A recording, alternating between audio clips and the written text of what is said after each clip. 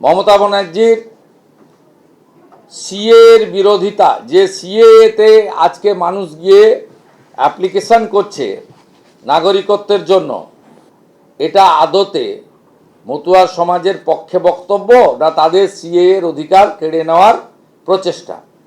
তাই মিথ্যাচার করে, বিভ্রান্ত করে আজকে মতুয়া সমাজের মধ্যে বিভাজন তৈরি করা, সনাতনী হিন্দুদেরকে দুর্বল করা, বাংলাদেশি হিন্দু শরণার্থীদেরকে ভয় পাইয়ে দেওয়া এবং ঠাকুরবাড়ির মধ্যে বিভাজন তৈরি করে রাজনীতিকে প্রবেশ করানোর মধ্য দিয়ে আজকে যে কাজগুলো করেছেন, আমরা ভারতীয় জনতা পার্টি তার তীব্র নিন্দা করি।